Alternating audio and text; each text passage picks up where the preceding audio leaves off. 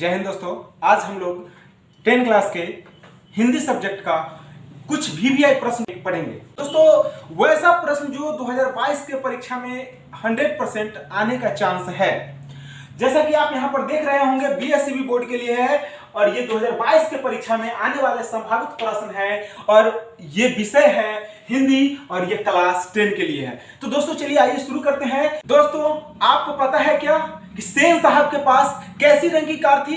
अगर आपको पता है तो कमेंट करके बताइए। और हम अभी आपको कुछ क्वेश्चन जो वीवीआई है, जो बहुत ही इंपॉर्टेंट है, 2022 की परीक्षा में पूछा जाएगा, आज हम लोग उसके बारे में बात करेंगे। तो आइए चलिए एक नंबर क्वेश्चन पे हम लोग देखते हैं। यहाँ क्वेश्चन कह रहा है कि गिरधर लाल कौन है?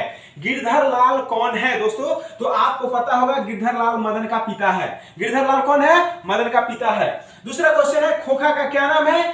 दोस्तों खोखा का क्या नाम है? तो खोखा का नाम कासू है। तीसरा क्वेश्चन है वारेन हेस्टिंग कौन था? तो दोस्तों आपको पता है कि वारेन हेस्टिंग भारत का गवर्नर जनरल था। तीसरा के बाद चौथा नंबर क्वेश्चन है कि दारिश क्या है? तो सोना का प्राचीन कालीन सिक्का जो है दारिश है, यानी कि दारिश जो है सोना का सिक्का है जो अपने यहाँ पुराने जमाने का है। और उसके बाद नाखून क्यों बढ़ते हैं कि निबंधकार कौन है? तो आचार्य हजारी प्रसाद द्विवेदी जो है वो नाखून क्यों बढ़ते हैं का निबंधकार है।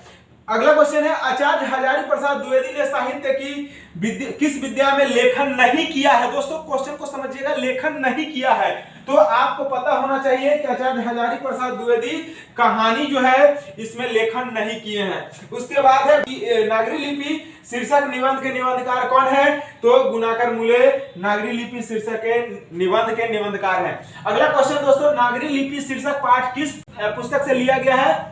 नागरी लिपि शीर्षक पाठ किस पुस्तक से लिया गया है? तो भारतीय लिपियों की कहानी से। भारत की विशेष स्थापत्य शैली को क्या कहते हैं? तो नागर शैली कहते हैं। और अगला क्वेश्चन है बहादुर शीर्षक कहानी के कहानीकार कौन है? तो अमरकांत है। नेक्स्ट क्वेश्चन है परंपरा का मूल्यांकन किसकी पुस्तक है? तो परंपरा का मूल्यांकन किसकी पुस्तक है? तो रामविलास शर्मा जी का पुस्तक है। प्रगतिशील आलोचना का विकास किससे होता है? तो साहित्य की परंपरा के ज्ञान से। उसके बाद है पंडित बिरजू महाराज किस लड़के को डांस सिखाते थे? तो सीताराम बगला को। अगला क्वेश्चन है ला सतरुज क्या है? तो ला सतरुज ईसाई का मठ है। अगला क्वेश्चन है मोहरा क्या है? तो मोहरा नदी है। तो दोस्तों आप लोग को ये वीडियो कैसा लगा? और मैंने एक क्वेश्चन आपसे पूछा कि सेन साहब की गाड़ी कैसी कलर की थी? अगर आपको पता है तो कमेंट करके जरूर बताइएगा। हम लोग नेक्स्ट क्वेश्चन नंबर देखेंगे। सुनो, कह रहा है यहाँ पर कि आंद्रे बेंत्रा क्या है? तो दोस्तों आंद्रे बेंत्रा ये कवि थे, ठीक है। अगला क्वेश्चन है कहानीकार के छोटे भाई का क्या नाम है?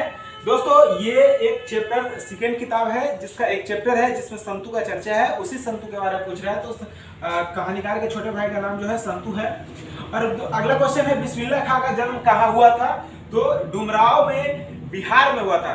बिस्मिल्लाह खां का जन्म बिहार में हुआ था, वो भी डुमराव में। अगला क्वेश्चन है रसूलन बाई कौन थी? रसूलन बाई कौन थी? तो रसूलन बाई एक गायिका थी। रसूलन बाई गायिका थी। भारतीय संस्कृति किसकी प्रतीक है? तो भारतीय संस्कृति भिन्न भिन्न सांस्कृतिक सामंजस्य की प्रतीक है, यानी कि भारतीय संस्कृति जो है भिन्न भिन्न संस्कृतियों के सामंजस्य की प्रतीक है।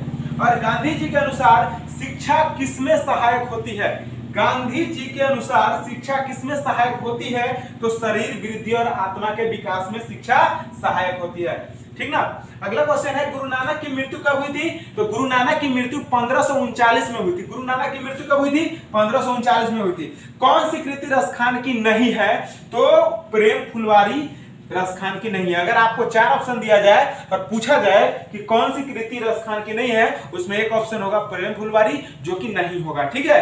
तो आप इस पे थोड़ा ध्यान रखेंगे। अगला क्वेश्चन है रीति मुक्त काव्य धारा के सिरमौर कवि किसे कहा जाता है? रीति मुक्त काव्य धारा की सिरमौर कवि किसे कहा जाता है? तो आंसर होगा धनानंद। अगला क्वेश्चन है धनानंद किस भाषा के कवि थे? तो ब्रज भाषा के कवि थे धनानंद। अगला क्वेश्चन है पंत को किस रचना पर ज्ञानपीठ पुरस्कार मिला था? पंत को किस रचना पर ज्ञानपीठ पुरस्कार मिला था? तो चिंदवारा, इस रचना पे उनको ज्ञानपीठ पुरस्कार मिला था।